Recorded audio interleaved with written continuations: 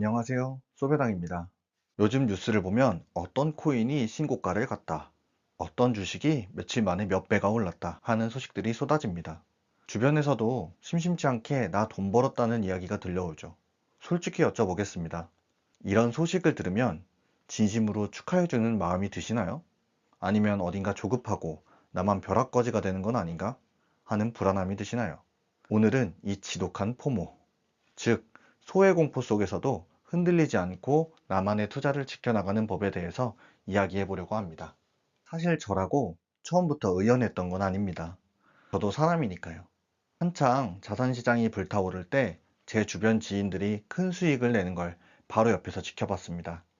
저는 그때도 묵묵히 배당주를 모아가고 있었지만 그들이 단기간에 얻은 압도적인 수익률 앞에서는 제 투자가 너무 초라해 보였습니다. 내가 너무 게으른 건 아닐까? 지금이라도 공부해서 저기에 올라타야 되나? 하는 생각이 머릿속을 맴돌았죠. 하지만 시간이 지나고 보니 결과는 달랐습니다. 큰 수익을 자랑하던 지인들은 하락장이 오자 수익을 반납하는 것은 물론이고 더 큰 문제는 태도가 변해갔다는 점입니다. 점점 더 큰 자극, 더 큰 한 방을 쫓으면서 투자가 아닌 투기를 하고 있더군요.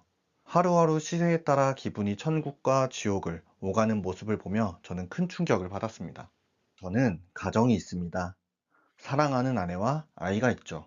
만약 제가 그들처럼 투자했다면 내 소중한 투자금을 잃을지도 모른다는 공포 때문에 늘 예민해져 있었을 겁니다. 투자 때문에 짜증이 늘고 가족들에게 그 감정을 전가하는 모습. 저는 죽어도 그런 가장이 되고 싶지는 않았습니다. 가장의 감정적 안정은 곧 가정의 평화니까요. 그러면서 깨닫게 되었습니다. 계좌에 찍힌 평가 수익은 팔기 전엔 사이버머니에 불과하지만 매달 들어오는 배당금은 현실이라는 것을요. 이 돈으로 가족과 맛있는 외식을 하고 가벼운 여행을 떠나고 나중에 이사를 갈 때 대출금 상환에 보탬이 될 수 있다는 그 확실함. 일확천금의 꿈보다 아이와 함께 웃으며 맛있는 것을 먹는 이 현실의 시간이 저에게는 훨씬 더 가치 있는 수익이었습니다. 현실적인 이야기도 한번 해보겠습니다. 미국 주식시장은 우리가 자는 밤에 열립니다. 트레이딩을 하려면 밤을 새워야 됩니다. 수면 부족은 다음날 컨디션을 망치고 결국 직장 생활과 삶의 질을 떨어뜨립니다. 하지만 저는 투자를 자동화해 두었기에 시장이 열리든 말든 푹 잡니다. 숙면을 취하니 오히려 아침에 일찍 일어날 수 있게 되었습니다. 저는 출근 전 1시간 30분 정도 일찍 일어나 저만의 시간을 갖습니다. 남들이 밤새 차트를 보며 뜬 눈으로 지새울 때 저는 상쾌한 아침 공기를 마시며 책을 읽고 영어 공부를 하고 운동을 합니다. 지금 여러분이 보시는 이 영상의 대본도 바로 그 아침 시간에 써진 것입니다. 아침에 나를 위한 시간을 충분히 보냈기에 퇴근 후 저녁은 온전히 가족에게 집중할 수 있습니다. 아내와 오늘 있었던 일을 이야기하고 아이와 눈을 맞추며 산책을 나갑니다. 투자에 정신이 팔려 스마트폰만 들여다보고 있었다면 절대 누리지 못했을 하루를 편안하게 마무리하는 소중한 순간들입니다. 이런 여유는 저에게 더 먼 미래를 준비하게 해줍니다.